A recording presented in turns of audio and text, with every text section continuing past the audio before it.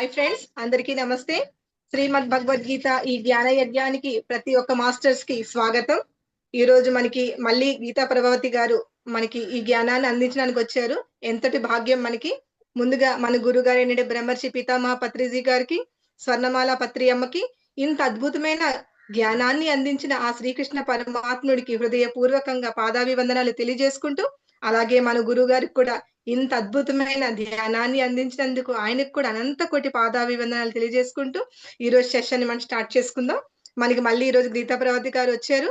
Madam కి సాధారణంగా welcome చేసుకుంటూ ఈ రోజు సెషన్ ని మనం స్టార్ట్ చేసుకుందాం. అలాగే ఈ జూమ్ సెషన్ లో ప్రతిరోజు పార్టిసిపేట్ చేస్తున్న ప్రతి ఒక్క మాస్టర్స్ కి కూడా పేరు పేరున హృదయపూర్వక కృతజ్ఞతలు తెలుపుకుంటున్నాను మాస్టర్స్. ఎంతో అద్భుతంగా ఈ గీతా యజ్ఞాన్ని అందరూ సామూహిక చైతన్యంతో మనం ముందు తీసుకెళ్తున్నాము. సో ప్రతి ఒక్కరికి కృతజ్ఞతలు. Madam Prabhavati madam, welcome madam. ఓం ఓం ఓం గణానాం త్వా గణపతిం హవామహే కవిం కవీనాముపమశ్రవస్తమం జ్యేష్ఠరాజం బ్రహ్మణస్పత ఆనః శృణ్వన్నోతిభిः सीदसादनं प्रणो देवी सरस्वती वाजेभिर्वाजिनीवती धीनामवित्र्यवतु गणेशाय नमः सरस्वत्यै नमः। ओम श्री गुरुभ्यो नमः। ओम शांति शांति शांति।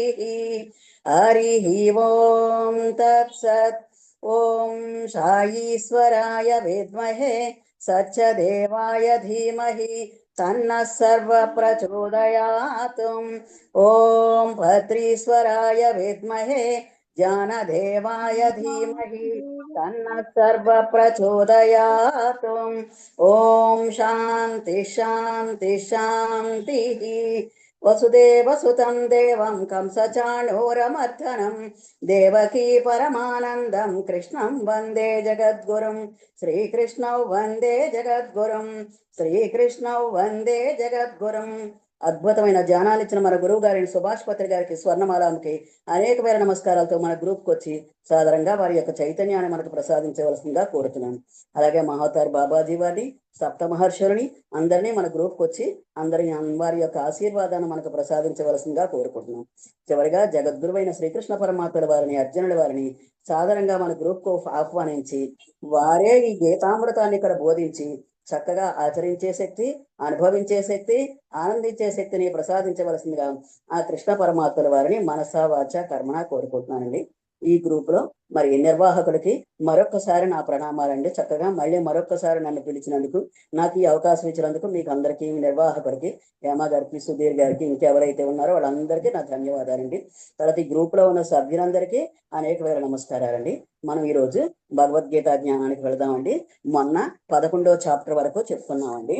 11వ చాప్టర్ బేజ శ్లోకాలు చెప్పుకుంటున్నాం. ఇప్పుడు మనం 11వ శ్లోకాలు, బేజ శ్లోకాలు 11వ అధ్యాయం వరకు చక్కగా మనం ఈ జ్ఞానాన్ని అందించుకున్నాం. అంటే విశ్వరూప సందర్శన యోగంలో పశ్యమే పార్థ రూపాన్ని శతశోధ సహస్రశ నానా విధాని దివ్యాని నానావర్ణ కృతీనచ. బీజ శ్లోకం అంటే ఒక బీజం వేస్తే ఏ విత్తనం వస్తుందో అలాంటి విత్తనాలు వచ్చే శ్లోకాలు అన్నమాట. విద్యా ప్రకాశానంద గారి స్వామి ప్రతి అధ్యాయానికి ఒక బీజ శ్లోకం అని ఏర్పరిచారండి. అంటే ఆ బీజం నుంచే ఆ వృక్షము, ఆ అధ్యాయం అంతా ఆ వృక్షం అలబడుద్దని ఆయన ఉవాచ అనమాట. అందుకని ఈ బీజం నుంచే ఆ వృక్షం అంతా వస్తుంది. మనం మామిడి విత్తనం వేస్తే మామిడి చెట్టు వస్తుంది, కుంకుడు విత్తనం వేస్తే కుంకుడు చెట్టు వస్తుంది. ఈ విధంగా మహానుభావుడు ఏరి ఏరి చక్కగా భావానికి అనుగుణంగా, గుణాలకి అనుగుణంగా మనకి చక్కగా మనకి ధర్మాన్ని బోధించేటట్టుగా, మనకి జ్ఞానాన్ని బోధించేటట్టుగా ఒక శ్లోకాన్ని మనకు అందించారండి. ఈ వేద శ్లోకాలు చాలా చాలా ఇంపార్టెంట్ అండి. అందుకని వేద శ్లోకం చెప్పుకుంటే ఆ అధ్యాయం అంతా చెప్పుకున్నట్టుగా మనకి ఫలితం వస్తుంది. తర్వాత ఆ అధ్యాయం అంతా ఆ అధ్యాయంలో ఉన్న జ్ఞానం అంతా ఈ బీజంలో ఇమిడి ఉంటుంది. మర్రి చెట్టు విత్తనం చిన్నదండి, కానీ అది మహావృక్షం అవుతుంది. ఆ విధంగానే ఈ వేద శ్లోకాలు కూడా చాలా చాలా ఇంపార్టెంట్. పశ్యమే పార్థ రూపాణి, మరి ఇంకా చెప్తున్నాడు ఎవరు? కృష్ణ పరమాత్మ. అనేక విధములుగా ఉన్న అనే అలౌకికములనియు వివిధ వర్ణములైన ఆకారముల కలవియు అసంఖ్యాకములుగా వర్తించిన యోగు నా యొక్క రూపములు కావించుచున్నావు. నేను అన్నిట్లోనూ నా యొక్క రూపాన్నే నువ్వు చూస్తున్నావు. ఈ దివ్య దృష్టితో అన్నిట్లోనూ ప్రతి జీవిలోనూ నా యొక్క రూపాన్నే నువ్వు చూస్తున్నావు. నీ యొక్క రూపం నీలో కూడా నన్నే చూస్తున్నావు. ఈ విధంగా చూసే అదృష్టము నీకు దివ్య దృష్టి వల్ల కలిగింది. ఆయన దివ్య దృష్టిని ప్రసాదించడం వల్ల జరిగింది. అప్పుడు ఈయన మరి ఆ విశ్వరూప సందర్శనాన్ని చూడలేకపోతున్నాను, నువ్వు మామూలుగా సౌమ్యంగా నాకు కనిపించేట్టు చూడు కృష్ణ అంటే అప్పుడు మామూలుగా కనిపిస్తాయండి. కనిపించి ఆఖరణ ఒక శ్లోకం చెప్తాడు. మత్కర్మ కృన్మత్పరమో మద్భక్త సంగ వర్జిత నిర్వైర సర్వభూతేషు యస్సమామేతి పాండవ. 11వ అధ్యాయం 55వ శ్లోకం గీత అంతా ఉందండి. మత్కర్మ, కృష్ణ పరమాత్మ చెప్తాడు, నా కోసం ఎవరైతే కర్మలు చేస్తారో, నా కోసం నాకు అర్పించడానికి ఎవరైతే కర్మలు చేస్తారో, అది సేవ అవ్వచ్చు, లేకపోతే సహాయం అవ్వచ్చు, తర్వాత జ్ఞానం క్లాస్ అవ్వచ్చు, ధ్యానం అవ్వచ్చు. ఇప్పుడు హేమాగారి క్లాసులు పెడుతున్నారు, మరి ఇవన్నీ భగవంతుని కోసం, కృష్ణ పరమాత్మ కోసమే ఈ కర్మలన్నీ చేస్తున్నారు. కాబట్టి మత్కర్మ, నా కోసం చేసే కర్మలు, ఇవన్నీ కర్మయోగం కింద వస్తాయండి. మత్కర్మ మత్పరమో, మత్పరము అంటే నా యొక్క, నన్ను ఉద్దేశించి, నాకే చెందినవి. ఇవన్నీ ఏంటంటే భగవంతునికి అర్పించిన క్రియలు. అంటే ఇదంతా భక్తి యోగంని. మత్కర్మ కృన్మత్పరము, మద్భక్త భక్తి యోగము అంటే ఇక్కడ కర్మయోగము, భక్తి యోగం కూడా వస్తుందండి. భక్తి యోగము, భక్తితోటి నాకు మనసా వాచా కర్మణ నువ్వు ఏది అర్పించినా నాకు అది చాలు. నీ మనస్సు అర్పించు, అన్నిట్లో కంటే విలువైంది నీ మనస్సు, అన్నిట్లోకి విలువైంది నీ ఇంద్రియ నిగ్రహము, అన్నిట్లోకి విలువైంది నీ క్షమా పుష్పం, అన్నిట్లోకి విలువైంది నీ కరుణ, అన్నిట్లోకి విలువైంది నీ ప్రేమ, అలా అన్నిట్లోకి విలువైంది నీ శాంతి, సహనము. ఇలాంటి పుష్పాలన్నీ నాకు అర్పించు. మనసా వాచా కర్మణ చెయ్యి. సగుణ భక్తి చేసినా పర్వాలేదు, కానీ మనస్సు మట్టికి భగవంతుని మీద పెట్టాలి. మద్భక్త సంఘవర్జిత. సంఘవర్జిత అంటే ఈ సంఘము లేకుండా, ఆసక్తి లేకుండా, దేని మీద ఫలితాన్ని మీద ఆసక్తి లేకుండా నువ్వు పనులు చెయ్యాలి. ఫలితం మీద ఆసక్తి లేకుండా నువ్వు పనులు చేస్తే అప్పుడు ఏం జరుగుద్ది?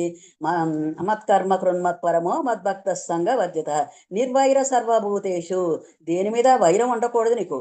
అక్కడ కోడి మీద వైరం ఉండకూడదు, కోడిని తినేద్దామని వైరం ఉండకూడదు, మేకను తినేద్దామని వైరం ఉండకూడదు, ఏ జీవి మీద వైరం ఉండకూడదు, నీ అత్తగారి మీద వైరం ఉండకూడదు, మీ ఆయన మీద వైరం ఉండకూడదు. నిర్వైర సర్వభూతేషు, అన్ని భూతాలని సమస్సంగా వివర్జిత, అన్నిటినీ సమానంగా ప్రేమించు అని చెప్తాడు. భగవద్గీత మొత్తం అన్నిట్లోనూ ఈ అన్ని అధ్యాయాల సారాంశము ఈ శ్లోకంలో ఉందని 11వ అధ్యాయం 55వ శ్లోకంలో నాకు అనిపించిందండి. అదే చెప్తున్నాను. ఇంకా మరి 12వ అధ్యాయంకి వెళ్దాం. 12వ అధ్యాయంలో వేద శ్లోకం శమక్షేత్రౌ చ మిత్రే చ తథా మానాపమానయో శీతోష్ణ సుఖ దుఃఖేషు సమసంగ వివర్జిత. సమశత్రౌ చ మిత్రే చ అంటే శత్రువుని యందు మిత్రుని యందు సమానంగా ఉండాలి. నువ్వు శత్రువు యందు మిత్రువుని యందు ఏ విధంగా చూస్తావో శత్రువుని కూడా మిత్రుల్లాగా చూడు. దీనికి ఒక చిన్న ఉదాహరణ ఏంటంటే, ఒక రాజుగారు ఒకరోజు రాజ్యంలో విహరిస్తున్నారటండి. విహరిస్తుంటే ఏం జరిగిందంటే అండి, ఒక గంధపు వ్యాపారి అందరూ లేచి నిలబడి ఈయనకి సలాములు చేస్తూ, సాష్టాంగ నమస్కారాలు చేస్తూ ఈయనకి చాలా చేస్తున్నారటండి. చేస్తుంటే ఈయన చాలా ఆనందపడిపోయాడు. మనం ఎవరైనా పొగిడితే ఆనందపడతాం కదండి. ఆనందపడిపోయి నెమ్మదిగా అలాగ వెళ్తుంటే ఒక గంధపు వ్యాపారి షాప్ వచ్చిందట. ఆ గంధపు వ్యాపారి అతను నిరాటంకంగా, అంటే చాలా నిదానంగా, తర్వాత ఏమి ఉదాసీనంగా, రాజుగారిని ఆయన మీద ఏమి అభిమానం చూపకుండా ఆయన మనసులో ఈ విధంగా అనుకుంటున్నాడు, ఏమని, ఇలాంటి మహారాజ్ చనిపోతే నాకు ఈ గంధపు చెక్కలకు ఏమన్నా డిమాండ్ పెరుగుద్దేమో, నాకు ఎవ్వరూ రావడం లేదు, ఈ గంధపు చెక్కలకి వ్యాపారమే జరగట్లేదు ఈ రాజ్యంలో, నేను పెట్టాను కానీ ఈ షాపు, నాకేమీ బేరం జరగట్లేదు అని చాలా ఫీల్ అవుతున్నాయట. ఫీల్ అయ్యి రాజుగారు వచ్చారని రాజుగారిని విష్ చేయలేదు, రాజుగారిని గౌరవించకపోతే మన మహారాజు గారికి అహంకారం పెరిగిపోయింది. అహం వచ్చేసి ఆయన ఏమనుకున్నారట, ఇంటికి వెళ్ళి మహామంత్రిని పిలిచాట. పిలిచి బజార్లో షాపులన్నీ నన్ను గౌరవించారు, అందరూ నాకు నమస్కారం పెట్టారు, అందరూ నన్ను విష్ చేశారు, అందరూ నన్ను దీవించారు. కానీ ఈ గంధపు చెక్కవాడు మటుకి నా దగ్గరికి బయటకు రాలేదు, నన్ను విష్ చేయలేదు, నన్ను చూసి నవ్వలేదు, నన్ను చూసి నిలబడలేదు. ఈ కార్యక్రమాన్ని నన్ను చాలా అవమానించాడు. వాడిని ఏదో విధంగా నువ్వు జైల్లో పెట్టించు అని మంత్రికి చెప్పాడు. అప్పుడు మంత్రి ఆలోచించి ఇదేదో కాన్వర్సేషన్ ఏదో మొత్తం మీద గ్యాప్, కమ్యూనికేషన్ గ్యాప్ ఉంది అనుకుని ఏం చేశాడు, అతను తెలివైనడు, ఆధ్యాత్మికవేత్త మంత్రి. ఆధ్యాత్మికవేత్త అవ్వడం వల్ల సరే సార్ తప్పకుండా అన్నాడు. మన్నాడు గంధపు షాప్ దగ్గరకు వచ్చాడు. వచ్చి ఏమో ఎలా ఉంది నీ బిజినెస్ అని. ఏం బాగుందండి బిజినెస్, ఏమీ బాగాలేదు.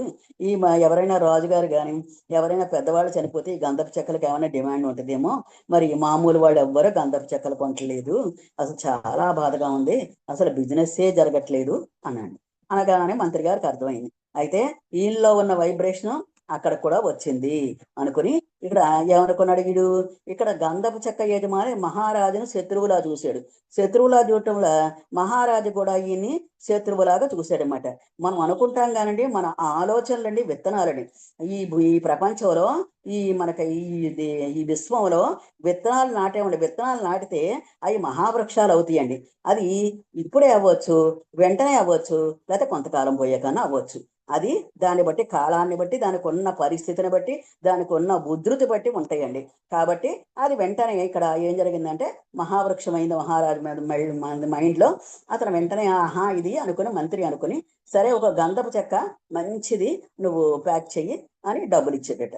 డబ్బులు ఇస్తే వద్దండి అన్నాడట. కానీ పర్వాలేదు డబ్బులు తీసుకో, నీకు అసలు బేరం లేదు అని చెప్పి చక్కగా ప్యాక్ చేయించి రాజుగారి దగ్గర తీసుకెళ్ళి అయ్యా మీకోసం గంధపు చెక్క యజమాని ఈ గంధం చెక్కను పంపించాడు, నేను మహారాజు గారు వచ్చారు, ఈ గంధపు చెక్కను వెతుక్కుంటే నాకు టైం దొరకలేదు, అలాంటి మహానుభావుడు వచ్చినప్పుడు నేను గంధపు చెక్కను ప్రజెంట్ చేద్దాం అనుకున్నాను, అయ్యో నాకు దొరకలేదు, ఇప్పుడు దొరికింది, దయించి ఇది నీ మహారాజు గారికి ఇవ్వండి అన్నాడు. ఇది మీ అంతఃపురంలోనే ఉండాలి అన్నాడు.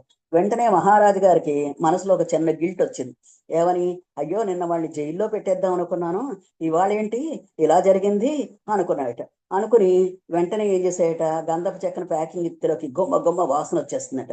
వాసన వస్తే దాన్ని చూసి అద్భుతంగా మైమరిచిపోయి మంత్రి గారు ఒక 5,000 వరహాలు ఇచ్చారేమో, కానీ మహారాజు 100 వరహాలు ఇచ్చి 100 వరహాలు గంధపు చెక్క యజమానికి పంపించు, నాకు ఇచ్చిన గిఫ్ట్ నేను కూడా గిఫ్ట్ ఇచ్చాను అన్నాయట.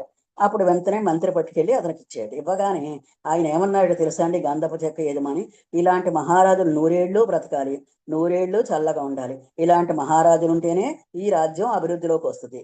అంటే ఈ నెగిటివ్ నుంచి ఎలా పాజిటివ్లోకి వచ్చిందో చూసారా. అంటే మనం ఏ బీజం వేస్తే ఆ బీజమే వృక్షం కింద మొలకెత్తుతుంది. కాబట్టి మనం శత్రువులు అనుకుంటే శత్రువులేనండి, మిత్రులు అనుకుంటే మిత్రులే. శత్రువులను కూడా ఐ లవ్ యూ అని మనం ప్రేమించడం మొదలు పెడితే వాళ్ళే మనకు మిత్రులు అవుతారని. అందుకే కృష్ణ భగవానుడు చెప్తున్నాడు, సమశత్రవు చ మిత్రే చ తథా మానాపమానయో, మానము అవమానము, గౌరవము అవమానము రెండు సమానంగా చూడాలి. ఎందుకంటే ఒకసారి గౌరవం జరుగుద్ది, ఒకసారి అవమానం జరుగుద్ది. అయినంత మాత్రాన నీకు నష్టమేమీ లేదు. నీవు అవమానం వచ్చినప్పుడు నీ అహంకారం పైకి వచ్చేస్తుంది, కానీ అహంకారాన్ని తగ్గించు, అహంకారాన్ని బయటకు పంపేయి. అహంకారం అనేది ఎలాంటిదంటే దాన్ని మనం పట్టించుకోకపోతే అది బయటకు పోద్దటండి, దాన్ని పట్టించుకుంటేనే అది తన యొక్క ప్రతాపం మనకు చూపిస్తట. కాబట్టి అహంకారాన్ని ఎప్పుడు మనలో ఉంచకూడదు, బయటకు పంపించేయాలి. కాబట్టి శీతోష్ణ సుఖ దుఃఖేషు, ఈ శీతోష్ణములో జరిగే చలి ఎండ వాన కాకుండా సుఖము దుఃఖము ఈ రెండిటి యందు కూడా సమస్సంగ వివర్జిత. సమస్సంగ అంటే సమానంగా, దేనిని సంగమము లేకుండా, వివర్జిత వదిలేయాలి, వదిలేసి నువ్వు తటస్థంగా ఉండాలి, ధ్యాన స్థితిలో ఉండాలి, నిశ్చలంగా ఉండాలి. అలాంటి వాడు నాకు ఇష్టడు అని కృష్ణ పరమాత్మ చెప్తున్నాడండి. ఇక్కడ శత్రువునందును మిత్రుని యందును మానవమానముల యందు శీతోష్ణ సుఖ దుఃఖములందును సమముగా ఉండేవాడు దేని అందును ఆసక్తి లేనివాడునగు మనుజుడు నాకు ఇష్టడు. శమశత్రువుచ మిత్రేచ, శత్రువులందును మిత్రుని యందును అదే విధంగా అవమాన గౌరవములందును శీతోష్ణ సుఖదుఖముల యందును సమస్యంగా వివర్జిత. నిందాస్థుతులు వచ్చినప్పుడు వాటిని అన్నిటినీ సమస్థితిలో ఉండేవాడే నాకు ఇష్టడు అని చెప్తున్నాడు. అలాగే 18వ శ్లోకానికి 19వ శ్లోకం కూడా వివరణ ఇక్కడ ఇస్తున్నాడండి. ఎందుకంటే 2 శ్లోకాలు కలిపి ఇచ్చాడు అంటే 2 శ్లోకాల అర్థం కలిసింది. తుల్య నిందాస్తుతిర్మౌరి సంతుష్టో ఏన కేనచిత్తుం అనికేత స్థిరమతిర్ భక్తిమాన్ మే ప్రియో నరహం. శత్రువునందును మిత్రుని యందును మానవమానముల యందు శీతోష్ణ సుఖదుఖములందు సమముగా ఉండేవాడు, దేని యందును సంగమం లేనివాడు, నిందాస్తుతులందు సమముగా ఉండేవాడు. ఇంకా మళ్ళీ ఏం చెప్తున్నాడు ఇక్కడ? తుల్య నిందాస్తుతి మౌని, మౌనముతో ఉండేవాడు అంటే మరణశీలుడు. దేని చేతనైనా సంతుష్టో ఏన కేనచిత్, దేని చేత దొరికిన దాంతో సంతృప్తి పడాలి, అంతేగాని దొరకని వాటి వెనకాల పరిగెట్టకూడదు. మన గురువు గారు కూడా చెప్పారు, నీకు దొరికిన దాంతో సంతృప్తి పడు, అంతేగాని నువ్వు కోరి దేని వెంట సాధించకు అని చెప్పారు. అలాగే నిర్దిష్టమగు నివాసము లేనివాడు అంటే గృహాదులందు ఆసక్తి లేనివాడు. ఎందుకంటే ఏ గృహం ఇది కాదండి. ఇందులో మనం ఏదో రకరకాల గృహాలు కట్టుకుంటాం కానీ ఈ గృహాలన్నీ విడిచిపోవడమే. నిశ్చయమగు బుద్ధి కలవాడు, భక్తితో ఉండేవాడు మనుజుడు నాకు ఇష్టడు. ఇలాంటి వాడు కృష్ణ పరమాత్మకు చాలా ఇష్టం అటండి. భక్తి యోగంలో భక్తి ఏ విధంగా ఉంటుందో కృష్ణ పరమాత్మ మనకు చెప్తున్నాడండి. అంటే మనకి అందరితోనూ సమానంగా ఉంటున్నాడు. శత్రువు లేదు, మిత్రువు లేదు, మానవం లేదు, అవమానము లేదు, సుఖము లేదు, దుఃఖము లేదు, నింద లేదు, స్తుతి లేదు. అలాగే అన్నిటి యందు మౌనంగా ఉండేవాడు. సంతుష్టో ఏనకేన చిత్, దొరికిన దానితో సంతోషంగా ఉండేవాడు. అనికేత గృహముల యందు ఆసక్తి లేనివాడు. స్థిరమతి నిశ్చయ బుద్ధి గలవాడు. భక్తిమాన్మే భక్తి గలవాడు మనుష్యుడు నాకు ప్రియుడు, నాకు ఇష్టడు అని కృష్ణ పరమాత్మ చెప్తున్నాడు. మౌనము వాక్కునకే కాదు, ఆ మనస్సులో అంతర్ముఖంగా కూడా మౌనం ఉండాలి. అంటే నీకు మౌనం నోరు కట్టేస్తే సరిపోదండి, మనస్సు కూడా కట్టాలి. కాబట్టి అధిక మాటలు పెట్టుకొనడు. మౌని అంటే శబ్దములకు మరణశీలుడు, దైవము గూర్చి సదా మరణ చేయుచుండు. ఇక్కడ రామ అన్న పదం ఎందుకంటే ఈ ఈ అక్షరాల్లో తారక మంత్రం అటండి రామ అనేది. రా అంటే మనలో ఉన్న పాపాలన్నీ బయటకు పోతాయట. మా అంటే ఇలా పెదాలు మూతపడుతున్నాయి అంటే ఇంకేమీ లోపలికి లేకుండా బంధిస్తున్నాం అనమాట. అందుకే ధ్యానంలో చక్కగా నోరు మూసుకుంటాం, కళ్ళు మూసుకుంటాం, తర్వాత ఏమో చేతులు 2 క్రాస్ చేసుకుంటాం, కాళ్ళు క్రాస్ చేసుకొని మౌనంగా మనం కూర్చుంటాము. అది ధ్యాన స్థితి, అది పరమాత్మకు ఇష్టమైన స్థితి. ఆ స్థితిని మనం చక్కగా స్థిరంగా ఉంచుకునేటట్టుగా ఉండాలి. ఆ స్థిరంగా ఉండాలంటే పైన ఉన్న శత్రువు కానీ మిత్రువు కానీ మానవాలు కానీ ఇవి ఏమీ ఉండకూడదు. తర్వాత ఇళ్ల యందు ఆసక్తి కానీ మరి ఇంకా దేని మీద ఆసక్తి ఉండకూడదు. విషయాల మీద కానీ తర్వాత తిండి మీద కానీ దేని మీద ఆసక్తి ఉండకూడదు. తర్వాత స్థిరమతి, దైవ విషయమున కానీ ప్రపంచ విషయమున కానీ స్థిరమైన నిర్ణయాలు తీసుకోవాలి. భక్తిమాన్, భక్తుడు ఎట్టి లక్షణాలు కలిగి ఉండాలో ఇక్కడ చెప్తున్నాడు. భక్తుడు పరమేశ్వరుడికి మనం ఏం చేస్తాం? మందార పూలు, గులాబీ పూలు, అన్ని పూలు తెచ్చి దేవుడికి అర్పించాం మొన్నటి వరకు. కానీ అతనికి ఇష్టమైన పుష్పాలట 8 పుష్పాలట. అహింసా ప్రథమం పుష్పం, పుష్పమింద్రియ నిగ్రహం, సర్వభూత దయా పుష్పం, క్షమా పుష్పం విశేషత. క్షమా పుష్పం విశేషత. క్షమ అంటే ఏంటి? ఎవరైనా మన అవమానించినా, ఎవరైనా మన బాధ పెట్టినా వాళ్ళ క్షమించడం విశేషమైన పుష్పం అటండి. అహింస ఎంత గొప్ప పుష్పమో ఈ క్షమా పుష్పం కూడా చాలా గొప్ప పుష్పం అంట. శాంతి పుష్పం తప పుష్పం ధ్యాన పుష్పం తథైవచ సత్యమష్టనిదం పుష్పం విష్ణు ప్రీతికరం భజేత్. విష్ణువుకి ప్రీతికరమైన పుష్పాలు ఈ 8 ఈ 8 పుష్పాలు మనం అర్పిస్తే నిజంగా మనం ఒక మౌని, యోగి, ఋషి, మహర్షి అవుతామండి మనం. కాబట్టి ప్రపంచమున మనుషులు సంపాదించిన సమస్త పదార్థములు సర్వోత్తమైనది, అత్యంత మౌల్యమైనది. కానీ భగవత్ ప్రీతియే అయినది కావిన దానిని తప్పక సంపాదించవలను. అయితే అది ఎట్లు లభించగలదు? ఈ అధ్యాయం అందు కానీ గీత ఎందు తక్కిన చోట్ల కానీ తెలిపిన సగుణ రాశి అంతా చక్కగా అవలంబించరచో భగవంతుడు ప్రీతి పొందను. భక్తిమాన్మే ప్రియో నరః అంటే సుగుణముల గల భక్తి ప్రియుడు అని చెప్పినందున ఈ అధ్యాయం భక్తుని లక్షణాలు కూడా చెప్పాడు. 26 లక్షణాలు చెప్పాడు భక్తుల లక్షణాలు. అంటే భగవంతునికి ప్రీతి పాత్రుడు ఎవడు? పైన తెలిపిన సుగుణముల కలవాడు. ఈ 35 లక్షణాలు చెప్పేయండి. ఈ 35 లక్షణాలు ఉన్నవాడే భక్తునికి ప్రియుడండి. ఓకే ఫ్రెండ్స్, మనం 13వ అధ్యాయంలోకి వెళ్దాం.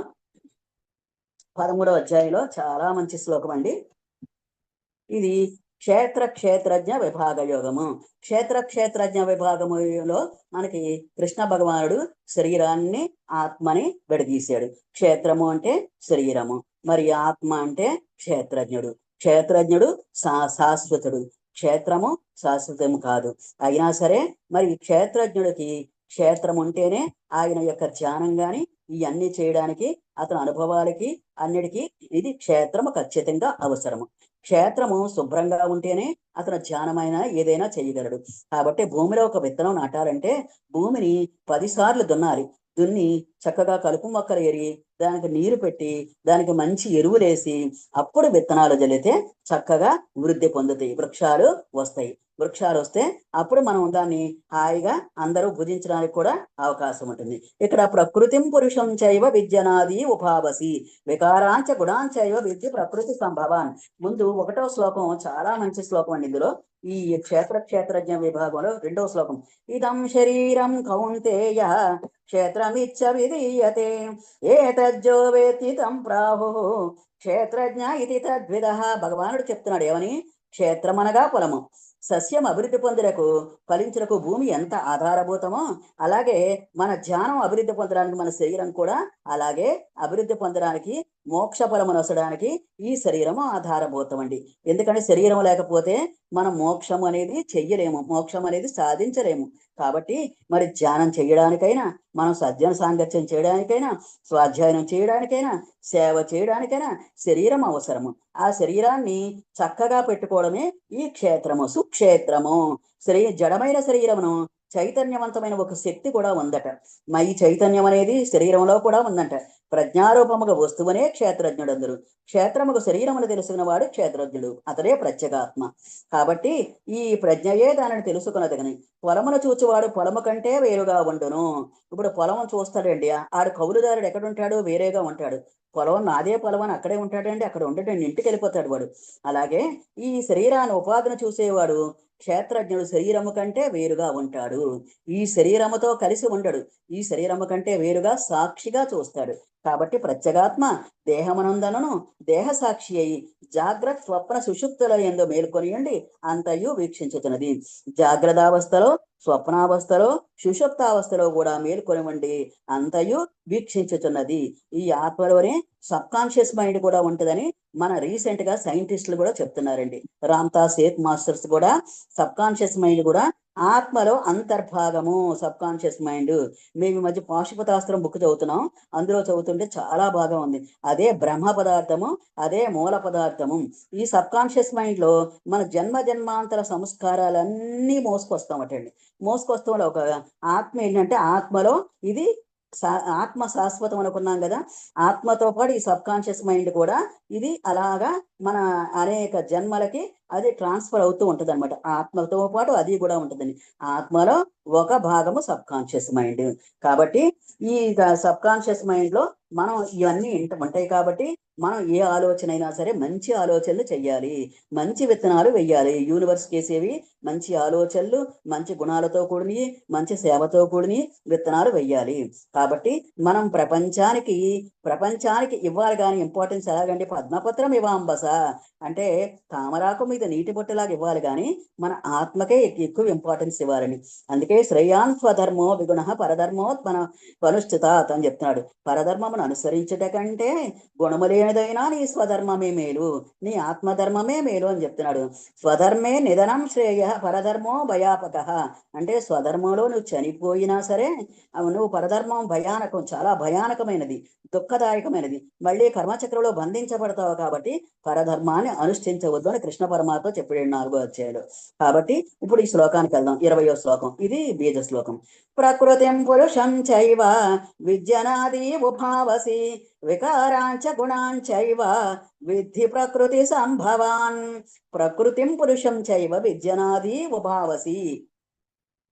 కాబట్టి ఇక్కడ ప్రకృతిం పురుషం చైవ విద్యనాది ఉభావసి అంటే ఇక్కడ మనకి ప్రకృతిని పురుషుని ఆది లేనివారిగా, అంటే దానికి ఆది లేనివారిగా ఎరుగుము. అంటే మన బుద్ధి ఇంద్రియాలు ఆది అంటే దానికి పుట్టుక మన మొదట లేదటండి, తర్వాతే ఇవన్నీ వస్తాయి. మనం పుట్టేటప్పుడు మనకి పిండం ఉత్పత్తి అయ్యేటప్పుడు చిన్న అణువు రూపంలో ఉంటుంది.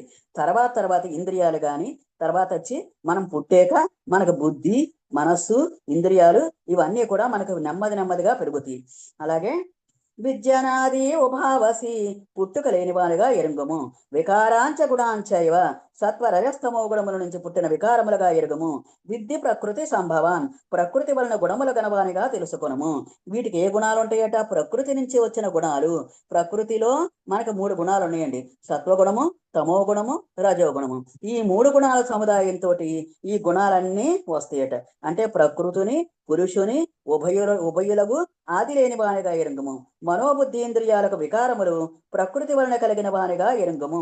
ఈ ప్రకృతికి గాని పురుషుడికి కానీ ఆది లేదటండి దీనికి, అంటే పుట్టుకే లేదటండి. అంటే భగవానుడికి పుట్టుకే లేదు, కానీ మన మనస్సుకి, బుద్ధికి, ఇంద్రియాలకి మరి ఈ గుణాలు ఎలా వస్తున్నాయి అంటే మనకి ప్రకృతి వలన కలిగిన వానిగా ఎరుగము. ప్రకృతి అంటే నీ పూర్వజన్మల నుంచి వచ్చిన సంస్కారముల గుణాలతోటే ఇక్కడ వస్తుంది. ప్రకృతి అంటే పూర్వజన్మల నుంచి వచ్చిన గుణాలు. ఈ ప్రపంచములో ఉన్న భావనలు ప్రకృతి. పురుషుడు అంటే మన ఆత్మ పురుషుడు. కాబట్టి ఈ ప్రకృతి ఎలాగా ఇంతకు ముందు నుంచి ఉంది, ఇప్పుడు ఉందండి. అలాగే పురుషుడు కూడా ఎప్పుడు శాశ్వతుడు. అయితే ఈ ప్రకృతి ఎందుకు వస్తుంది? మన పూర్వజన్మ సంస్కారాలకు అనుగుణంగా, ఆ వికారాలకు అనుగుణంగా ప్రకృతి వల్ల కలిగిన వానిగా ఎరుంగము. దయ కలిగి జీవిస్తే ఏమవుతుంది, వికారాలతో జీవిస్తే ఏమవుతుంది అనేది ఇక్కడ చెప్తుందండి. దయ కలిగి జీవిస్తే నీ జీవితం చాలా బాగుంటుంది, వికారాలతో కలిగి జీవిస్తే నీ జీవితం అధ్వాన్నమవుతుంది. అంటే ప్రకృతి వలన పుట్టిన గుణాలు తమో గుణము, రజోగుణము. దాని వల్ల మనకి ఏం జరుగుద్ది? అనేక వికారాలు కలుగుతాయి, అనేక దుష్ట సంకల్పాలు అవుతాయి, అనేక దురాలోచనలు వస్తాయి. మరి ఇక్కడ రావణాసురుడు ఉన్నాడు. రావణాసురుడు ఏం చేశాడు? రావణాసురుడికి సీత కావాలి. సీత అనేది కామం. ఈ సీత కావాలి. మరి రావణాసురుడికి సీత కావాలంటే రాముడు ఉన్నాడు. రాముడి మీద కోపం. ఎందుకని? రాముడు సీతనివ్వడు, కావాలంటే ఇవ్వడు. కాబట్టి రాముడి మీద చాలా కోపం. అంటే ముందు కోరిక వచ్చింది, కోరికల్లా కామం వల్ల క్రోధం అయిపోయింది. క్రోధం అయిపోయాక లోభంకి వచ్చాడు. లోభంకి వచ్చి సీత నాకు కావాలి, ఈ లంకంతా కావాలి, ఈ ప్రపంచం అంతా కావాలి అనే భావంతో రావణాసురుడు తనంతా సర్వనాశనం అయ్యాడు. కాబట్టి ఈ గుణాల వల్ల మనం చెడిపోతాము. కాబట్టి మంచి గుణాలు ఏర్పరచుకుంటే మనం చక్కగా విశేషంగా జీవిస్తామట. దానికి ఒక చిన్న ఉపమానం అండి. ఒక హోటల్కి ఒక భిక్షగాడు వచ్చేటట్టండి, అడుక్కుని తినే భిక్షగాడు. వాడి బట్టలన్నీ మాసిపోయినాయట, చిరిగిపోయిన బట్టలు అటండి పాపం.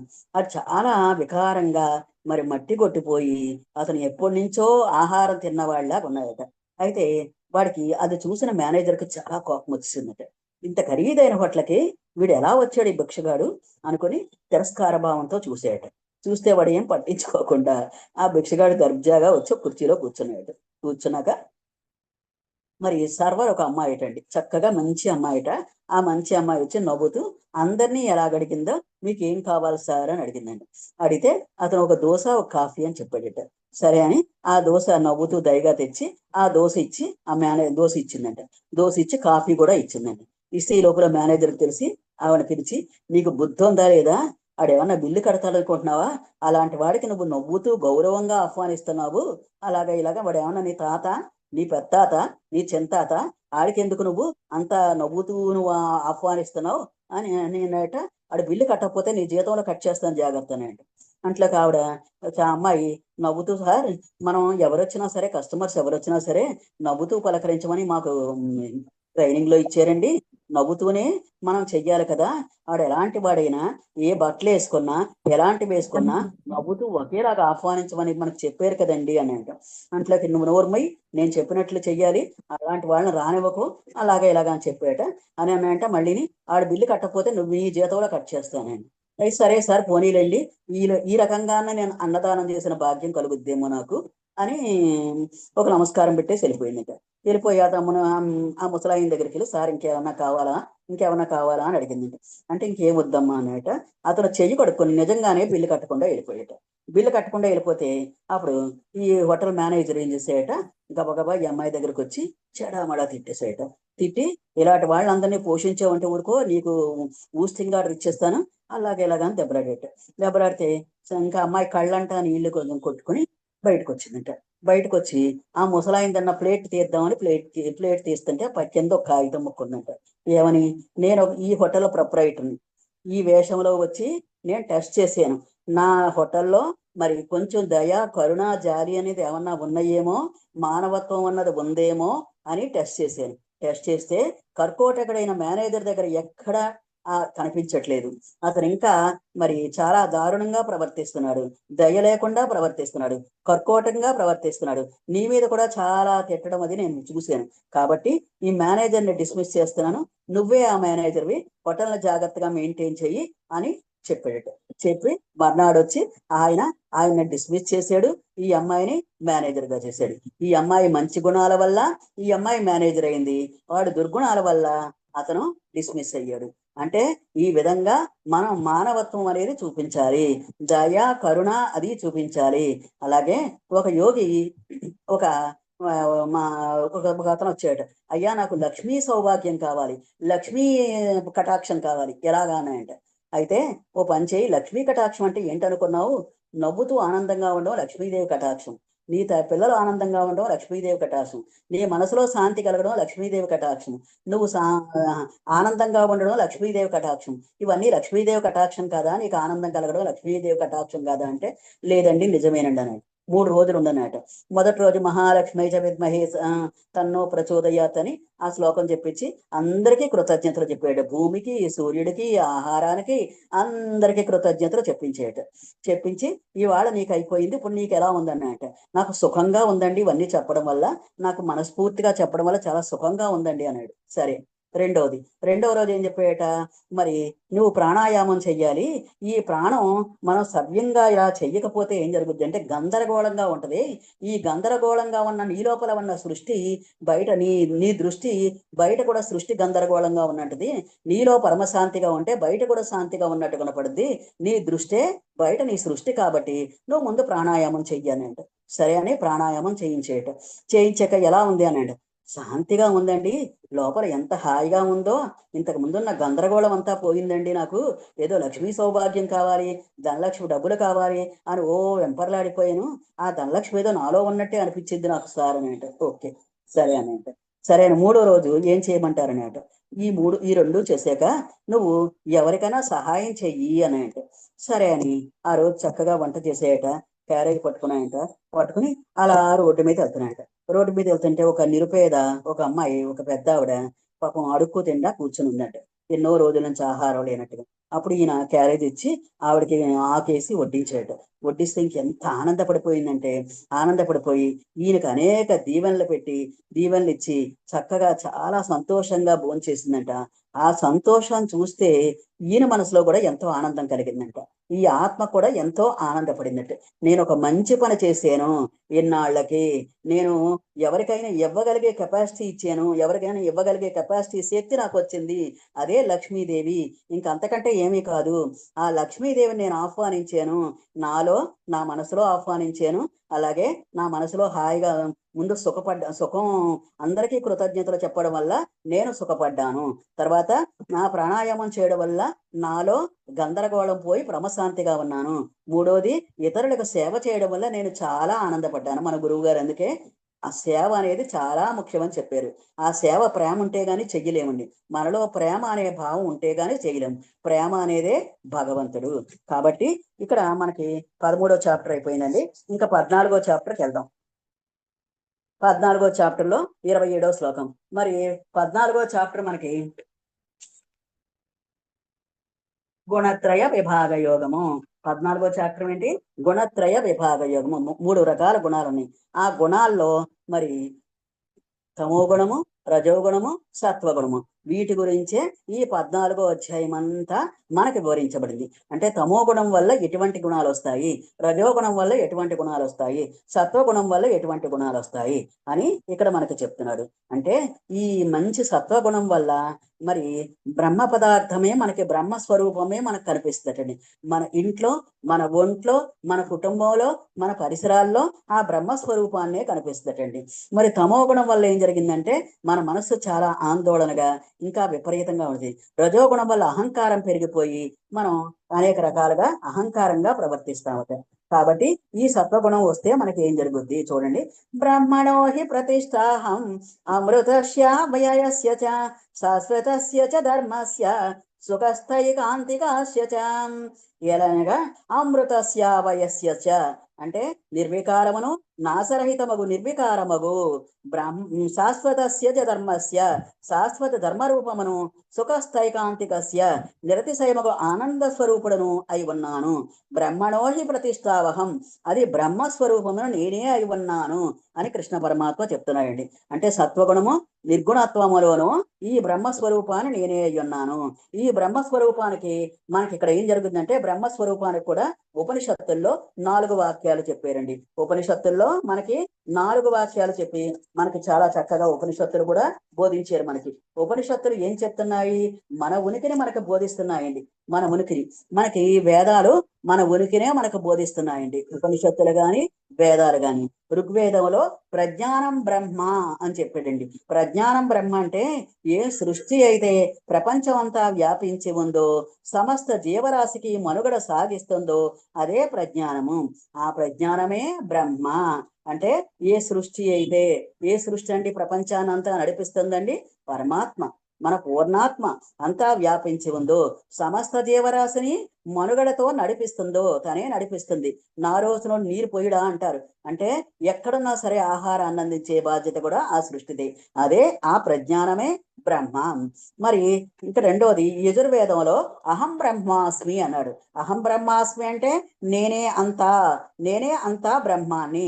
ఈ బ్రహ్మాండమంతా ఉన్నదంతా నేనే, నేనే అంటే ఆత్మే అని చెప్తున్నాడు. ఈ బ్రహ్మాండంలో ఉన్నదంతా నేనే ఆత్మని. మరి ఇక సామవేదంలో ఏం చెప్తున్నాడు? తత్వమసి. తత్వమసి అంటే ఇక్కడ పైన ప్రజ్ఞానము బ్రహ్మ ఏదైతే ఉందో అదే నీవును నేనును అయి ఉన్నాను.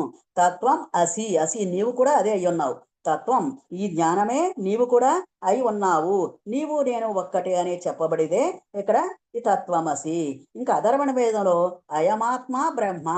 అయమాత్మ బ్రహ్మ అంటే ప్రజ్ఞానము బ్రహ్మ. ఇక్కడ తత్వమసి అని చెప్పిన ఉన్నదంతా నేనే ఆత్మను. సకల జీవరాశిలో వెలిగే జ్యోతిని నేనే, ఆత్మ పదార్థాన్ని నేనే, నేనే బ్రహ్మము. ఈ నాలుగు వాక్యాలు కూడా మన ఉనికిని సూచిస్తున్నాయి. అంటే బ్రహ్మము యొక్క ఉనికిని సూచిస్తున్నాయి. ఈ 4 బ్రహ్మమే, అంతటా ఒక్కటే, అదే ఆత్మ అని ఇక్కడ చెప్తున్నాడండి. కాబట్టి ఈ బ్రహ్మ స్వరూపాన్ని గురించి ఈ శ్లోకం చక్కగా వివరించాడు. అలాగే ఉపనిషత్తుల గురించి, వేదాల్లో వచ్చిన ఈ వాక్యాల గురించి కూడా ఇది బ్రహ్మ స్వరూపాన్ని చక్కగా వివరించాడు. కాబట్టి అది మరి కుటుంబం అంటే శివ కుటుంబం చూడాలని. శివ కుటుంబం శివుడు బూడిద రాసుకొని శ్మశానాల్లో ఉంటాడు. శ్మశానమే ఇల్లుగా ఉంటాడు. పార్వతీదేవి చక్కగా పట్టు చీరలు కట్టుకొని చక్కగా సింహం మీద చక్కగా ఆవిడ ఉంటుంది. అయినా సరే పరస్పరం శక్తి ఉంటేనే శివం, శివం ఉంటేనే శక్తి. మరి ఎలాగా బాహ్యంగా అలాగున్నా వాళ్ళు ఆంతరంగంగా ఆత్మపరంగా ఒకే చోట ఉంటారండి. అలాగే వాళ్ళ పిల్లలు ఉన్నారు. కుమారస్వామి నెమలి వాహనం. నెమలికి శివుడి మెడలో ఉన్న పాముకు ఆహారం. అయినా సరే దేవతల సేనాధిపతి అద్భుతంగా చేశాడు. తర్వాత వినాయకుడు పెద్ద పొట్టగలిగి మూషికం వాహనంగా ఉన్నాడు. అంటే పిల్లల మధ్య పొంతన ఉండదు. ఎలుక పాము యొక్క ఆహారము, పాము నెమలికి ఆహారము, అమ్మవారి ఆహారము, అమ్మవారి వాహనం పులికి, పులికి నంది ఆహారం. అయినా ఆ కుటుంబం శాశ్వతమైన బ్రహ్మస్వరూపం పొందినందువల్ల ఆనంద స్థితిలో ఉందటండి. ఆనంద స్థితిలో చక్కగా ఉందటండి. మరి శంకరాచార్యుల వారు ఒకరోజు ఆయన పాదచారి అయి వెళ్తున్నారటండి. పాదచారి అయి వెళ్ళేటప్పటికి ఒక చోటటండి అక్కడ అలసిపోయి ఆయన చెట్టుకి విశ్రాంతి తీసుకుంటున్నారటండి. విశ్రాంతి తీసుకుంటే అక్కడ ఏం జరిగిందటండి, మరి ఒక కప్ప పాపం అలిసిపోయి ఎండక మిట్ట మధ్యాహ్నం ఎండ అలిసిపోయి అది ఆ మడుగులోకి దూకడానికి కూడా శక్తి లేక అలాగ నిలబడి కూర్చుని ఉందంట. అలాగ నిలబడి ఉందంట. పాపం అలాగుండి దూకలేకపోతుందంట, శక్తి లేదు. అప్పుడు ఆ ఎండకు మిలమిలమాడే ఎండకి చాలా అలసటగా ఉందట. శంకరాచార్యుల వారు చూస్తున్నారట. ఈ లోపల నాగుపాము ఎక్కడి నుంచి వచ్చిందో ఇలాగ పడగ విప్పుకుంటూ వచ్చేసిందట. వచ్చేస్తే శంకరాచార్యుల వారు అనుకున్నారట, నా పాముకి కప్ప ఆహారము, ఈ పాము కప్పను తినడానికి వస్తుంది, అయ్యో పాపం నా ఎదురుగా హత్య జరుగుతుందా అనుకుని బాధపడుతున్నారట. ఈ లోపల ఆ పాము వచ్చి ఏం చేసిందంటండి, తన పడగన విప్పి కప్ప మీద ఇలా కప్పిందంటండి. కప్పితే ఆ నీడకి ఏం జరిగిందంటండి, కాసేపటికి కప్ప తెప్పరిల్లిందంట. ఆ ఎండ లేకుండా ఆ నీడకి తెప్పరిల్లి అప్పుడు ఒక్కసారి ఆ మడుగులోకి దూకిందంట. ఆశ్చర్యపోయారట శంకరాచార్యుల వారు. అంటే పాముకి కప్ప శత్రువు కదా, మరి ఆ కప్ప ఆహారం కదా, ఎందుకు పాము ఇలా ప్రవర్తించింది, ఏమిటి ఇక్కడ అని అనుకుని పాపం ఆయన ఏం చేశారట, మరి తపస్సు చేసుకుంటూ ఉండిపోయారట. తపస్సు చేసుకుంటూ ధ్యానంలో ఉంటే అక్కడ ఋష్యశృంగ మహర్షి ఎన్నో సంవత్సరాలు అక్కడ తపస్సు చేశారటండి. తపస్సు చేయడం వల్ల మనం కూడా ధ్యానం చేస్తే మన వైబ్రేషన్ చుట్టుపక్కల వాళ్ళకు కూడా వ్యాపించి వాళ్ళు కూడా సన్మార్గులుగా ప్రవర్తిస్తారని. అందుకే మన గురువు గారు ధ్యాన జగత్ అన్నారు. కాబట్టి అక్కడ వెంటనే అక్కడ ఆయనకి ఒక ఒక ఆదేశం కూడా వచ్చిందట. నీ ఫస్ట్ పీఠం ఇక్కడే చెయ్యి, ఋష్యశృంగ ఈ ఆశ్రమంలోనే ఇక్కడ ఫస్ట్ పీఠం పెట్టు, శృంగేరి పీఠము, శారదాదేవిని ప్రతిష్ఠించి అక్కడే శారదాదేవిని ప్రతిష్ఠించి మొదటి కంచి పరమాచార్యుల వారు మొదటి పీఠాన్ని అక్కడ నెలకొల్పుకున్నారటండి. ఆయన సెలెక్ట్ చేసుకున్నారట ఆ ప్రదేశాన్ని. అది ధ్యానం చేసిన ప్లేస్ కాబట్టి ఆ ప్లేస్ ను సెలెక్ట్ చేసుకొని అక్కడే శృంగేరి విద్యాపీఠము, శృంగేరి శారదాపీఠాన్ని అక్కడ ప్రతిష్ఠించారటండి. కాబట్టి అక్కడ బ్రహ్మము యొక్క శక్తి అనంతంగా ఉంటుందండి. ధ్యానం చేసిన వారు గాని మునీశ్వరుడి శక్తి గాని అనంతంగా ఉంటుందని ఇది ఈ శ్లోకంలో మనకు చెప్తున్నాడు. మరి పురుషోత్తమ ప్రాప్తి యోగం ఇది చాలా చాలా ఇంపార్టెంట్ శ్లోకం అండి. చాలా ఇంపార్టెంట్ శ్లోకం, జాగ్రత్తగా వినండి. ఊర్ధ్వమూలమదశాకం అశ్వత్థం ప్రాహురవ్యయం ఛందాంసి యస్య పర్ణాని యస్తం వేద స వేదవిత్. ఛందాంసి యస్య పర్ణాని అంటే దేనికి వేదములు ఆకులుగా ఉన్నాయో, పర్ణం అంటే ఆకండి, అంటే దేనికి వేదములు ఆకులుగా ఉన్నాయి, ఊర్ధ్వమూలమదశాకం అశ్వత్థం వేళ్ళు పైన కొమ్మల కింద ఉన్నాయట. చూసుకోండి, అశ్వత్థం యహ్ ఇస్తూ ఎవడు వేద సవేత్ వేదములు తెలుసుకున్నవాడు, ప్రాహుర వ్యయం జ్ఞానప్రాప్తి పర్యంతము నాశనము లేని వారికే, యస్తం వేద సవేత్ అతడు జ్ఞానము తెలుసుకున్నవాడు ఒక జ్ఞాని, సంసారము కొమ్మలు ఆకుల ప్రపంచపు విషయాలని వేళ్ళు ఆత్మక మూలమని తిరుగుచున్నాడు. ఇది ఊర్ధ్వమూల మదశాకం అంటే నేను కూడా ఫస్ట్ లో ఈ శ్లోకం చదవగానే చాలా ఆశ్చర్యపోయినండి. ఆశ్చర్యపోయి నాకు ఈ శ్లోకం అర్థం అవ్వలేదు ముందు, నిజం చెప్పాలంటే. ఊర్ధ్వమూల మదశాకం అశ్వత్థం ప్రాహురవ్యయం చందాంసి యస్య పర్ణాని యస్తం వేదసవిత్ వేదవిత్ అంటే ఆకులు కొమ్మలు కింద ఉన్నాయట, వేళ్ళు పైరు ఉన్నాయట. ఇది ఎక్కడన్నా ఉందా అండి, మామూలుగా ఉందా ఎక్కడన్నా? వేళ్ళు పైన ఆకుల కింద ఎక్కడన్నా ఉందట? ఒక సంసార వృక్షానికే ఆ విధంగా ఉంటుందట. ఒక రోజు ఒక రాజుగారు భార్య స్నానానికి వెళ్ళిందట.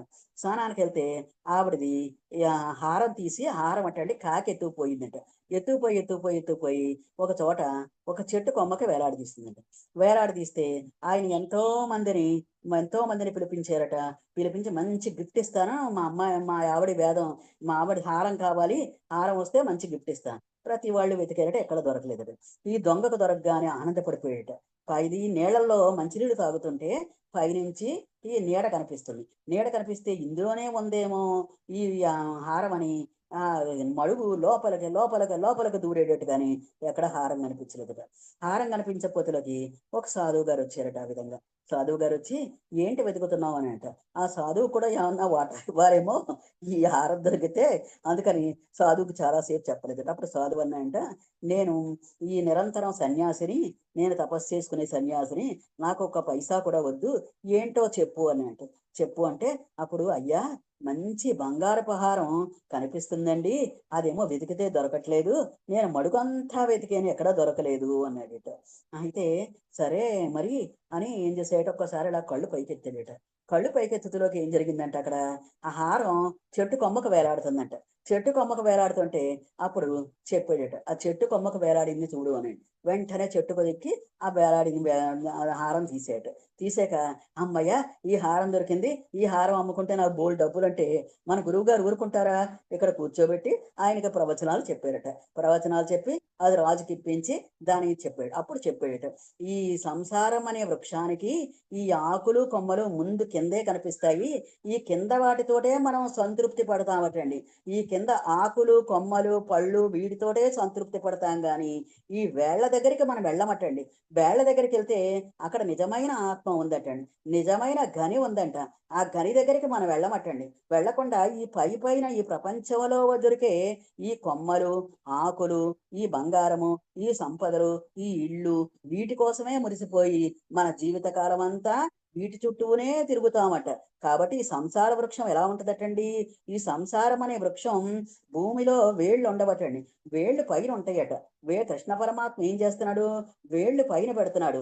ముందు ఈ ఆశ చూపించేవన్నీ కింద పెడుతున్నాడు. సృష్టికి మన గుణాలతోటి వీటిని దేన్నైతే కావాలంటే ఆ గుణాల దగ్గరికి వెళ్ళిపోయి ఆ విధంగా మనం ప్రవర్తిస్తున్నాం.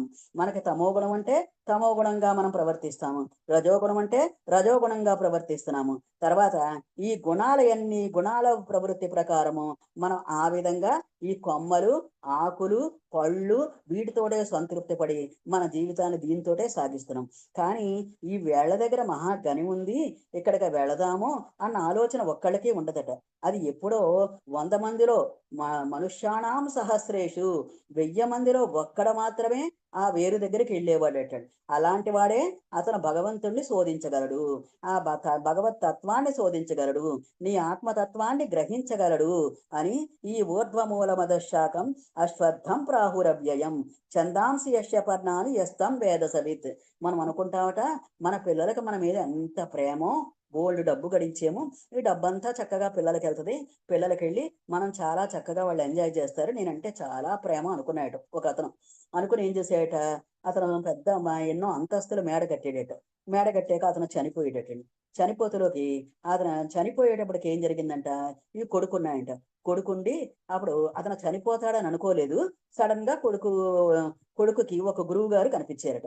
ఒక గురువు గారు కనిపించి, గురువు గారు కాదు తండ్రికే ఒక గురువు గారు కనిపించారట. కనిపించి ఇక నువ్వు ఇంతవరకు సంపాదించావు, ఇక నువ్వు ధ్యానంలోకి వెళ్ళు అని అన్నాయట. అంటే నాకు ధ్యానం రాదు అన్నాడు.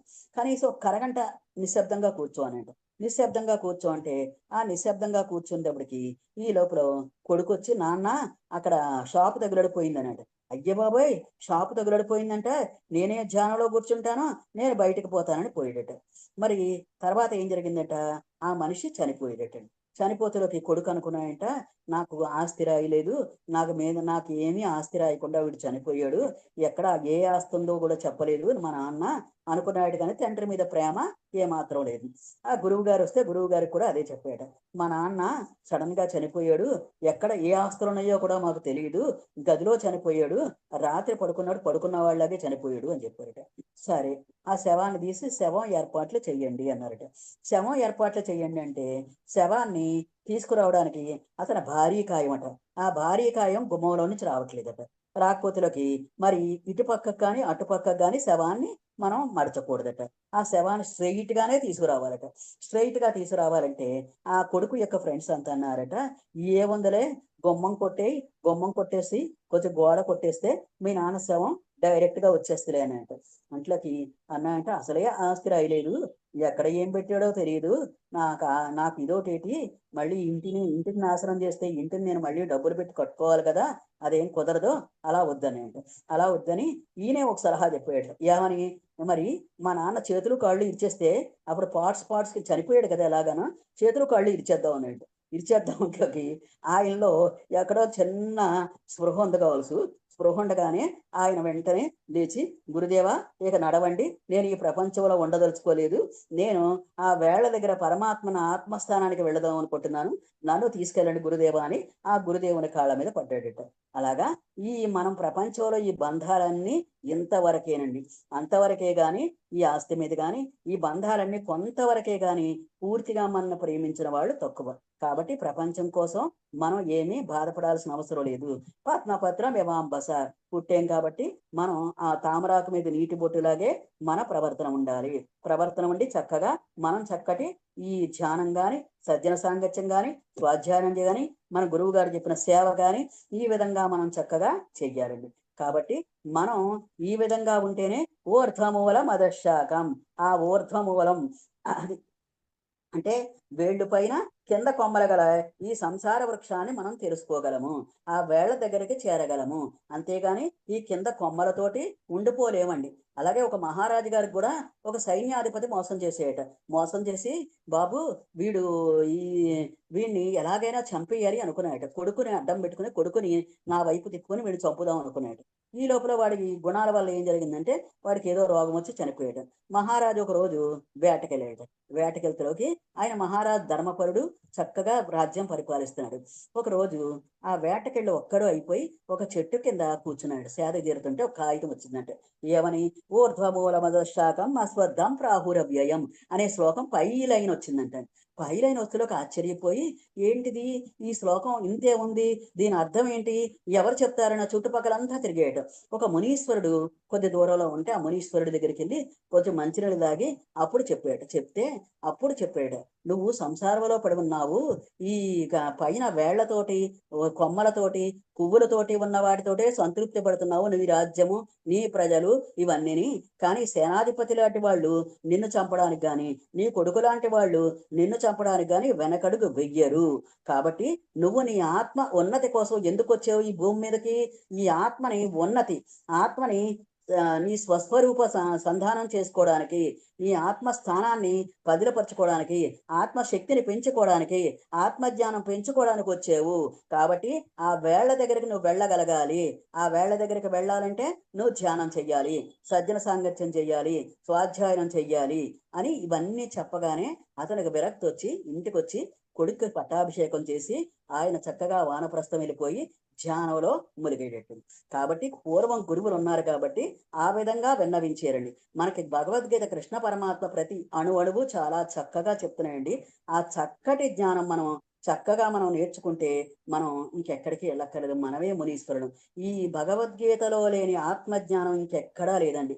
భగవద్గీతలో అనంతమైన ఆత్మజ్ఞానం ఉందండి. 21 శ్లోకం అండి, 16వ అధ్యాయం. త్రివిధం నరకస్వేదం ద్వారం నాశనమాత్మనః కామక్రోధస్తదా లోభస్ తస్మాద్ తత్రయం త్యజేత్. త్రివిధం నరకస్యేదం అంటే ఇక్కడ త్రివిధం అంటే 3 విధాలైన నరకానికి ద్వారాలు ఉన్నాయట. మనకి చూసుకోండి, మనం నరకానికి వెళ్ళేటప్పుడు 3 విధాలైన ద్వారాలు ఉన్నాయంట. అవి మన నాశనం చేయడానికి ఉన్నాయట. మన నాశనం చేయడానికి అవి ఏంటండి, కామం అంటే కోరిక, క్రోధ కోపము, స్తథా లోభం, తస్మాదేత్రయం త్యజేత్. ఈ మూడిటిని విడనాడమని కృష్ణ పరమాత్మ చెప్తున్నాయండి. కాబట్టి ఈ 3 గుణాలు విడనాడాలి. కామము, క్రోధము, లోభము అనే 3 ద్వారాలు ఉన్నాయట నరకానికి. ఇందులో ఏ ద్వారంలో వెళ్ళినా సరే నువ్వు నరకానికి వెళ్తావు, నువ్వు నాశనం అయిపోతావు. కాబట్టి ఈ 3 ద్వారాల దగ్గర నుంచి ఈ 3 ద్వారాలని విసర్జించి నువ్వు ఏ ద్వారంతో వెళ్ళాలి, ధర్మం అనే మార్గాన్ని వెళ్ళాలి. అలాగే మరి అహింస అనే మార్గాన్ని వెళ్ళాలి. కాబట్టి ఈ మార్గాలను ఎంచుకోవాలి, కానీ నువ్వు వెళ్ళే దారులు కూడా నువ్వు ఎంచుకోవాలి. కామక్రోధ స్తదా లోభ, కామము, క్రోధము, లోభము అను 3 త్రివిధ నరకస్యేదం, 3 విధములైన నరక ద్వారములు. తర్వాత నాశనమాత్మనః, ఇవి జీవనము నాశనం చేసేవి. తస్మాదేత్రయం త్యజేత్, అందువలన ఈ 3ంటిని విడవాలని. ఈ 3ంటిని విడిగితేనే కామము, క్రోధము, లోభము మనిషిని నాశనం చేయడానికి 3 గేట్స్ ఉన్నాయటండి. ఇందులో ఇవి నరకానికి 3 ద్వారాలని కూడా చెప్పబడింది. అంటే కామము అంటే కోరిక, క్రోధము అంటే కోపము, లోభము అంటే ఈ 3ని విడనాడాలి. మనకి భగవద్గీతలో 2వ అధ్యాయంలో కూడా చెప్పాడండి. జాయతో విషయాన్ పుంసః సంగస్తేషూపజాయతే సంగాత్ సంజాయతే కామః కామాత్ క్రోధో విజాయతే. తర్వాత ఇంకో శ్లోకం 63వ శ్లోకం. క్రోధోద్భవతి సమ్మోహాత్ స్మృతి విభ్రమః స్మృతిభ్రంశాత్ బుద్ధినాశాత్ ప్రణశ్యతి. పిచ్చివాడు అవుతాడు, నాశనం అయిపోతాయట. కాబట్టి ఇక్కడ ఈ 3 లోపల నుంచి సర్వనాశనం చేస్తుంది. కాబట్టి వీటిని వదిలేయి. కామము, కోరిక కావాలి అనే దాన్ని వదిలేయి. కోపాన్ని తీరిక లేక కోపం వస్తే దాన్ని దాన్ని కూడా క్రోధంగా మారద్ది కాబట్టి క్రోధాన్ని కూడా వదిలేయి. తర్వాత లోభం వస్తే ఆ లోభాన్ని కూడా వదిలేయి. ఎలా వదిలేయాలో చెప్తున్నాడండి. కామం వస్తే ఏం చేయమంటున్నాడు? ఆ కోరికని ఇంద్రియ నిగ్రహంతో ముందే ఇంద్రియ నిగ్రహంతో జయించమంటున్నాడు. తర్వాత క్రోధం వస్తే ఏం చేయమన్నాడు? ఆ క్రోధానికి దానికి సంతోషంగా ఆ క్రోధం బదులు దానికి ప్రేమ పెంచుకోమంటున్నాడు.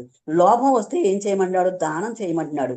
నువ్వు లోభత్వం అంటే అన్నీ నాకే కావాలని ఉంచుకోవడం కాదు, నువ్వు దానం చెయ్యి. దానం చేయగా చేయగా ఈ లోభత్వం అనే గుణం ఎగిరిపోద్ది. నెగిటివిటీకి ఎప్పుడు పాజిటివ్ గుణాలు మనం చేస్తుంటే ఈ నెగిటివిటీ అనేది ఎగిరిపోద్దట. కాబట్టి రావణుడికి సీతపై కామము, సీత భర్త రామునిపై కోమము, సీత లంక అంతా నాదే అన్న లోభము చివరికి నాశనం అయ్యాడు. దుర్యోధనుడు ఏం చేశాడు? హస్తినాపుర సామ్రాజ్యం చూసి కామంగా కోరిక కలిగింది. ఆ సంపద చూసి ఆ రాజసూయాగం చూసి కోరిక కలిగింది. కోరిక కలిగి అతను ఏం చేశాడు? వీళ్ళని పాండవుల్ని అరణ్యవాసము అజ్ఞాతవాసము చేశాక మీ రాజ్యం మీకు ఇస్తా అన్నాడు. చేశాక పాపం వాళ్ళ రాజ్యం కోసం వస్తే ఏమీ ఇవ్వనున్నాడు. కనీసం 5 ఊళ్ళన్నా ఇమ్మని ధర్మరాజు అడిగాడు. 5 ఊళ్ళు కాదు, ఆ సూది మోపిన స్థలం కూడా ఇవ్వనని చెప్పాడు. ఈ స్థలం కూడా ఇవ్వనంట్లోకి అప్పుడు ఏం జరిగిందండి? 100 మంది తమ్ముళ్ళు చనిపోయారు, రాజ్యం కోల్పోయాడు.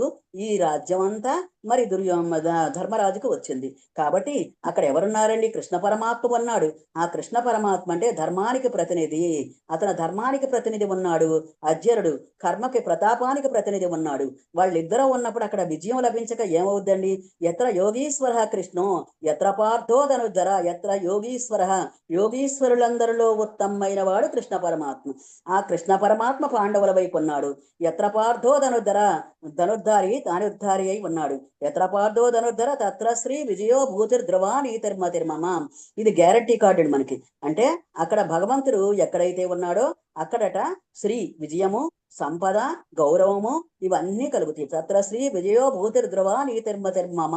అంటే ఈ విధంగా కృష్ణ పరమాత్మ అర్జునుడు ఒకే చోట ఉన్నారు కాబట్టి అక్కడ చక్కగా మనకి ఈ ఈ భగవంతుడి యొక్క దానికి విజయం లభించిందండి. కాబట్టి ఈ మూడింటిని వదిలేస్తేనే మనం హయ్యర్ స్టేజ్కి వెళ్ళగలమండి. ఈ మూడింటిని కామం వస్తే వదిలేయి, కోపం వస్తే ప్రేమించు, వాళ్ళని ప్రేమించు. ఇందాక కథ చెప్పాను చూసారా? కోపం వచ్చింది వాడికి, ఆ గంధపు షాప్ యజమానికి కోపం వస్తే ఏం చేశాడు? ప్రేమించడం మొదలెట్టాడు. ప్రేమించడం మొదలెడితే వాడు కూడా ప్రేమించడం మొదలెట్టాడు. లోపం వస్తే దానం చేయి. ఈ విధంగా 3 గేట్స్ క్లోజ్ చేసి అప్పుడు నీకు శాంతి లభిస్తుంది. ఇది చైన్ ఆఫ్ రియాక్షన్ అండి, చైన్. ఈ చైన్ ని మనం ఏ విధంగా కావాలంటే ఆ విధంగా మనం మలుచుకోవాలి. అంతేగాని మనం ఈ విధంగా ఈ కామము, క్రోధము, లోభము తోటి మనం దీన్ని చెయ్యకూడదండి. చెయ్యడం వల్ల ఏంటంటే మనకి ఇంకా ఇంకా జరుగుతుంది. మనం ఏది ఇస్తే అదే వస్తుందండి. ఇప్పుడు ఒక గ్రామంలో ఒక హోటల్కి ఒక లేని అమ్మాయి వచ్చిందంటండి, చిన్న పిల్లవాడిని తీసుకొని. ఆ యజమాని దగ్గరికి వచ్చి, అయ్యా కొంచెం ఆకలితో ఉన్నాను, కొంచెం ఒక ప్లేట్ ఏదైనా పెట్టండి, పిల్లవాడికి పెట్టండి, పసిపిల్లవాడికి పెట్టండి, నేను చాలా దీనస్థితిలో ఉన్నాను అని చెప్పిందంట. చెప్తే హోటల్ యజమాని చిచ్చి పో అని గసిరేటట్టు. గసిరితే అక్కడ సర్వర్ ఉంటుంది కదా ఒక అమ్మాయి, ఆవిడ ఏం చేసిందంటే చూసి ఆ పిల్లవాడిని చూసి ఒక చిన్న ప్లేట్తో ఆహారం తీసుకొచ్చి ఆ పిల్లవాడికి ఆహారం అందించిందటండి. ఆహారం అందిస్తే అలాగ రోజు ఆ పిల్లవాడికి ఆహారం అందిస్తూనే ఉందంట. ఒక 20 రోజులు తన ఇంటి దగ్గర నుంచో వండి తెచ్చేదాడు పాపం. వండి తెస్తా ముసలావిడ చక్కగా ఆహారాన్ని ఇస్తుంట్లకి ఆ పిల్లవాడు చక్కగా తల్లి బిడ్డ ఇద్దరు తినేవారట. తర్వాత సడన్ గా మాయమైపోయాడు తల్లి బిడ్డ. ఆ రోజు ఆహారం తెచ్చి ఇచ్చిందని దొరకలేదట. దొరకపోతే సరే అని ఆవిడకి ఎవరికోళ్ళకి ఆహారం పెట్టడం అలవాటు. ఆవిడ ఎవరో ముసలాయన ఉంటే ఆ ముసలాయనకి ఆహారం పెట్టేసి ఊరుకునేదట. అలా చేసిందండి. కాలక్రమేణా ఈవిడికి ఉద్యోగం పోయింది. అంటే ముసలావిడ అయిపోయింది, చెయ్యలేకపోయింది. ముసలావిడ అయిపోయి ఉద్యోగం పోతలోకి ఉన్న ఆస్తి అంతా కరగబెట్టుకుంది. ఎవరు లేరు, పిల్లలు లేరు, భర్త లేరు. అయితే కొన్నాళ్ళకి ఏం జరిగిందంటే పాపం ఇంకా ఈవిడ దగ్గర కూడా ఆహారం లేని స్థితి వచ్చేసింది. వచ్చేసి రోడ్డు మీద కూర్చొని అడుక్కో తిండా మొదలెట్టిందట. మొదలెడితే పాపం ముందు హోటల్కి వెళ్ళి చాలా అడిగిందంట కానీ ఎవరు ఇవ్వలేదట. అయితే ఒక రోజు ఈ అమ్మాయి అబ్బాయి కారులో వెళ్తూ ఈ ముసలావిడిని చూసేట ఆ పిల్లవాడు, చిన్న పిల్లవాడు చూసి గబగబా కారు ఆపి ఈవిడ దగ్గరికి వచ్చి అమ్మా అని ఈవిడిని కౌగిలించుకుంట్లోకి అంత మురికి బట్టలతో ఉన్న ఆవిడని కౌగిలించుకుని మిగతా ముష్టోళ్ళంతా ఆశ్చర్యపోయారట.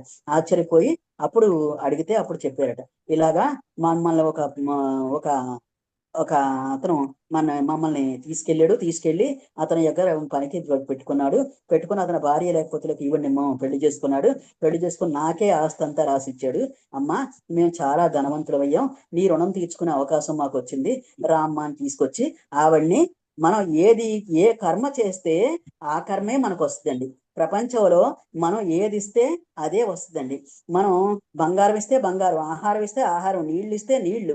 కాబట్టి మనం ఎవరికైనా ఇవ్వడానికి ప్రయత్నించాలి, మనం సేవ చేయడానికి ప్రయత్నించాలి, మనం ధ్యానం చేసుకోవాలి, సజ్జన సాంగత్యం చేసుకోవాలి, స్వాధ్యాయనం చేసుకోవాలి, సేవ చెయ్యాలి.